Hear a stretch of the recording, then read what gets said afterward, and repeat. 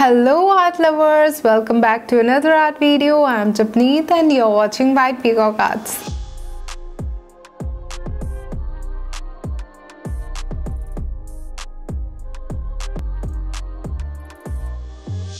Today's video is going to be very interesting as I'll be telling you everything about watercolors and from the very beginning.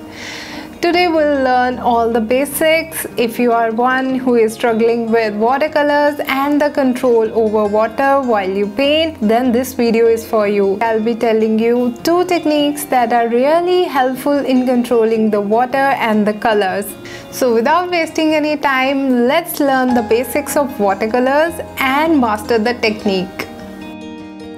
To start, we need a 300 GSM watercolor sheet and you will need a drawing board to stick your watercolor sheet onto it. I'm using a masking tape over here to stretch the sheet, and it's very important that you mask your sheet onto the drawing board because when the paper gets dried, it buckles up. So to prevent that, you need to mask the sheet.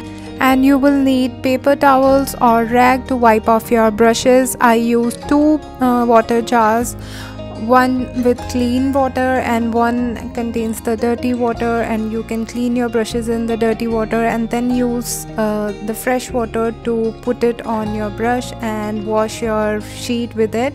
So you can see I'm going to start with wet on wet technique. That means our surface will be wet and we'll be using wet paint over it that will spread on its own, and we are going to start with the base layer.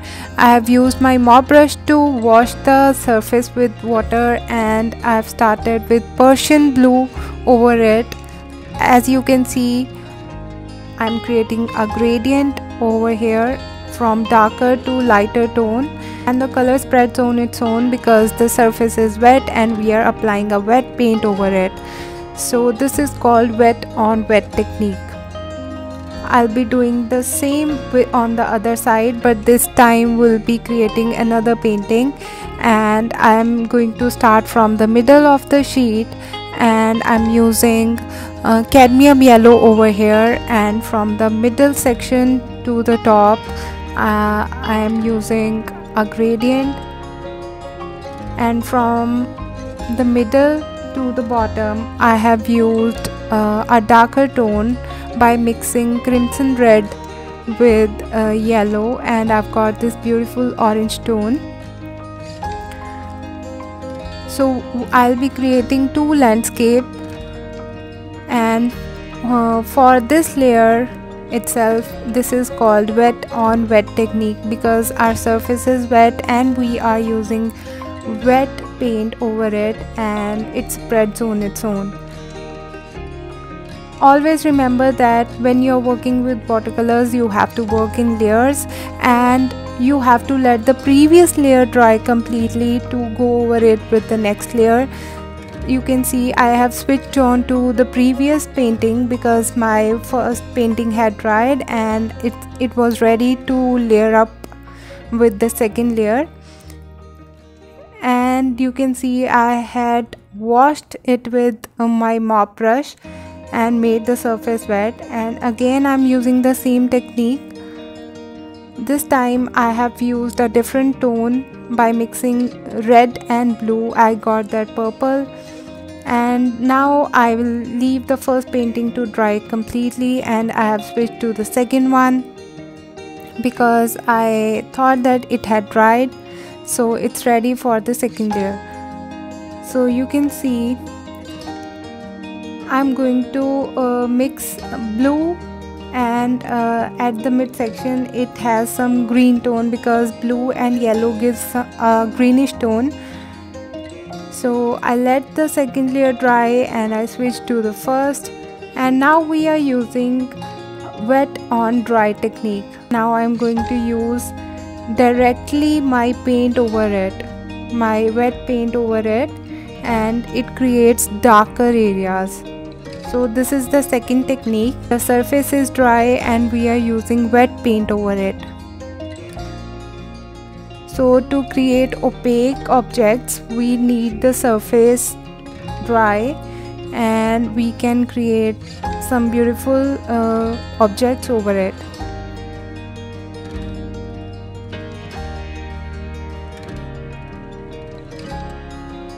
As you can see, I am painting a cactus over here, but if the surface was wet, then this paint would have spread on the sheet and you would have lost control of the colors and the water.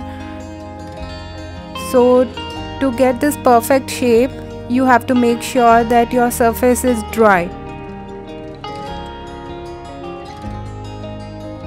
So I am drawing the first painting now and switching on to the second. I am painting a tree over here. This is a very basic painting that I'm teaching you today, and I'm just trying to give a demo of the techniques over here so that you can really understand how to control watercolors. So you can see here I'm using the same technique, wet on dry. The surface is really dry and I'm able to create shapes over it. And I'm painting some grasses.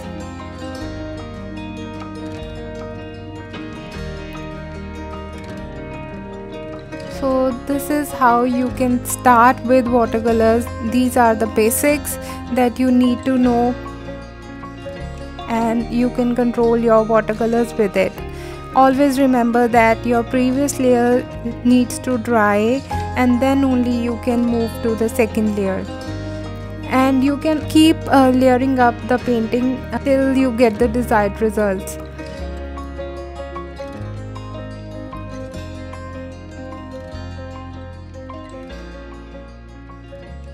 So you see, I let the painting dry and then move over with the second layer, because you know when the watercolors dry, they lighten up, so you have to work in layers.